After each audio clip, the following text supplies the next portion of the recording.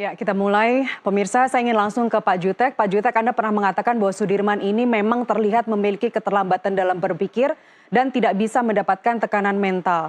Bu Titin bilang Sudirman ini orang yang memiliki kecerdasan di bawah rata-rata. Sementara keluarga Sudirman sendiri bilang bapaknya sendiri malah bilang dia menyebut Sudirman itu idiot karena lulus SD umur 17 tahun. Kakaknya Beni bilang kalau Sudirman ini di bawah rata-rata atau kurang, dia menyebutnya kurang. Pak Jutek, mohon maaf saya tidak melihat Sudirman ini sebagai seseorang yang memiliki keterlambatan dalam berpikir. Dalam sidang kemarin itu dia begitu sangat lugas, lancar bicaranya dan tampak terstruktur. Sebenarnya bagaimana kondisi Sudirman, Pak Jutek? Silakan. Baik, selamat sore semua ya. Dapat kami jelaskan, saya di awal sebelum kita mendapatkan kuasa dari Sudirman, kami kan hanya mendengar dari kakaknya, dari bapak dan ibunya, dan juga dari pengacara terdahulunya Ibu Titin Ya. dari Sudirman. Kami mendapatkan informasi yang sama seperti yang tadi disampaikan. Karena kami belum bisa bertemu, ya sementara informasi itu dulu yang kami pegang. Lalu pada tanggal kira-kira 1 bulan yang lalu, ya itu kami mendapatkan kuasa dari Sudirman. Lalu saya berkesempatan pertama berkunjunglah ke lapas Bancai, Bandung. Ya, saya bertemu fisik langsung dengan Sudirman. Saya ngobrol, saat itu memang nampak saat itu berbeda jauh sekali Sudirman yang kemarin hadir di sidang dengan yang pertama saya temui, Sudirman yang pertama.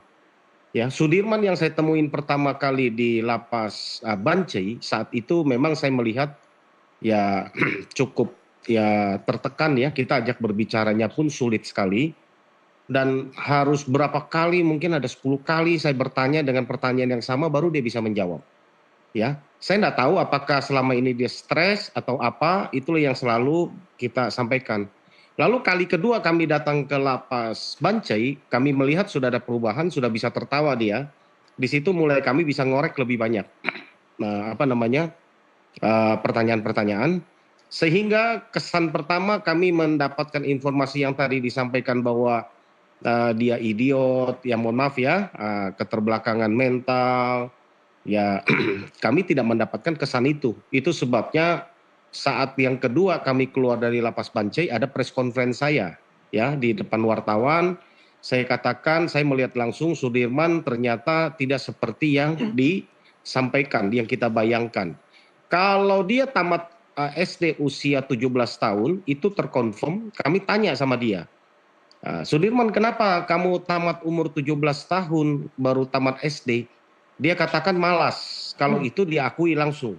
Ya, dia malas. Kemudian kita tanya, kenapa kamu mengaku selama ini? Ya, dia masih belum banyak bercerita, ya terpaksa.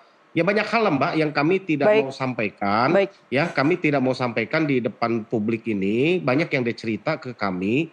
Tapi biarlah itu kami rasa sebagai kuasa hukum kami juga harus bijak ya menyampaikan karena kita tidak berhadapan-hadapan dengan mencari pembenaran, tapi kami mencari kebenaran. Pak Jutek, itu ya. Baik, Pak Jutek, karena begitu banyak spekulasi terkait kondisi kejiwaannya Sudirman dan Anda juga mengatakan bahwa terlihat memiliki keterlambatan dalam berpikir, apakah sebenarnya sudah ada konseling atau sebenarnya sudah ada tes psikologi dengan Sudirman? Kami waktu pertama menerima kuasa, surat kami pertama kepada Menteri Kehakiman, Dirjen Pas dan Kalapas adalah kami meminta izin untuk kami sebagai penasihat hukum dan kuasa hukum untuk mendatangkan dokter karena dia mengeluh di pinggangnya sakit. Waktu pertama kami ketemu juga dia sudah mengeluh itu. Ya, jadi nggak ada skenario bahwa dia bohongan, dia sandiwara kalau duduk di sidang dia sakit. Pertama kami datang ke lapas, itu pun hal yang sama. Kami ajak duduk, dia nggak bisa lama. Dia ajak berdiri, itu padahal nggak ada wartawan, nggak ada kamera. Saya saksi hidupnya. Artinya lebih ke kondisi fisiknya, Pak? Ya, kondisi fisik yang menurut dia bekas penganiayaan di tahun 2016 lalu. Ya, itu memang pertama saya bertemu juga dia sudah mengeluh itu. Jadi kalau ada yang mengatakan bohong, ya bahwa dulu dia bertemu waktu peristiwa apa namanya, Peggy ya, dia menyaksikan diperiksa dari pagi sampai malam. Saya bisa pastikan mungkin dia terpaksa saat itu, tapi ketika dia bertemu dengan saya lihat langsung tidak ada Hmm, paksaan. Kan saya mencoba untuk netral mungkin ya, baik, menyampaikan berita yang benar, dan itu betul sakit. Soal pemohonan kami sampaikan kepada Kalapas, kepada Dirjen Pas, bahwa kami dari penasihat hukum bersedia membiayai untuk dilakukan tes psikologi oke, dan juga membiayai tes kesehatan dari Sudirman. Disayangkan kami mau ngejar tadinya sebelum PK, ya, itu izin keluar, sampai hari ini surat kami belum ditanggapi. Ya, tapi kami melihat perubahan Sudirman sudah sangat luar biasa. Selama sidang PK kami sudah 4 kali saya ketemu dengan baik. Sudirman, dan dia berbicaranya sudah menurut saya normal ya, Ya, sudah gitu. ya.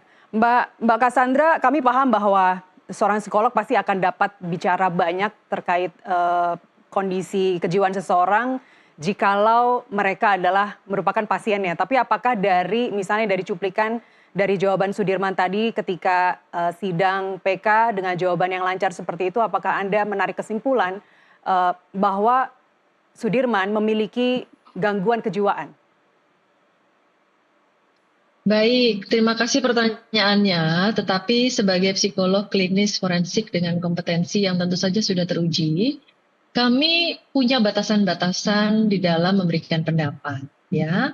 Bahwa segala pendapat profesional, terutama sebagai ahli yang dilibatkan di dalam sebuah kasus hukum, tentu pendapat kami itu harus berdasarkan adanya sebuah pemeriksaan yang sahih. Ya, Dalam hal ini, pemeriksaan yang sahih tentu harus meliputi baik satu pemeriksaan secara langsung terhadap baik tersangka, korban, ataupun saksi, begitu ya. Atau memang pemeriksaan secara tidak langsung melalui data-data. Jadi seandainya data-data kolateral itu bisa diperoleh, misalnya mungkin ada visum, ada video, ada apapun gitu ya, kita bisa memberikan pendapat atau opini profesional tersebut. Tetapi dalam situasi seperti ini, saya hanya menyaksikan lewat nggak sampai 1 menit gitu ya, tentu tidak bisa, saya tidak boleh bahkan tidak diizinkan untuk oke, memberikan pendapat baik. tentang yang bersangkutan. Ya. Baik, tapi kalau kita ambil kesimpulan bahwa Sudirman itu ketika ditanya majelis hakim apakah bisa baca, dia bilang bisa baca. Kemudian ada tanya jawab, ada Ya. interaksi, bisa berkomunikasi, dan yang terpenting adalah memiliki kemampuan sosial. Sekali lagi dengan tidak mendahului, karena Anda juga belum pernah melakukan ketemu langsung dengan Sudirman, Sudirman pun juga belum pernah. Sekali lagi Mbak Cassandra, apakah Anda melihat ada kondisi atau ini kesimpulannya adalah merupakan shock saja, terkejut saja karena dia telah mengalami penyiksaan yang panjang, ada sebuah bentuk trauma di sana. Kemudian ketika dihadirkan dalam persidangan ini, dia dijamin keselamatannya, ada lembaga LPSK juga yang selalu ada di persidangan. Apakah apa yang Anda simpulkan dari Sudirman? Mohon izin tetap tidak bisa disimpulkan, Mbak, karena lagi-lagi karena belum ada pemeriksaan dan terutama adalah bahwa untuk suatu pemeriksaan itu kan tentu ada banyak aspek yang harus digali. Ya, Tadi pertanyaannya adalah tentang gangguan jiwa, tetapi selain gangguan jiwa tentu ada hal yang lain tadi seperti tingkat intelijensi, kecerdasan tadi atau kemudian emosi, ya, kemudian mungkin ada situasi-situasi apakah keterangannya bisa dipercaya. Lalu kalau misalnya memang sebagai terduga pelaku atau yang saat ini sudah menjadi tersangka pelaku ya berarti motifnya apa dan lain sebagainya itu adalah aspek-aspek yang memang harus digali secara keseluruhan begitu. baik, Jadi baik. nggak sepotong-sepotong. Iya, Ya. baik. Mbak Cassandra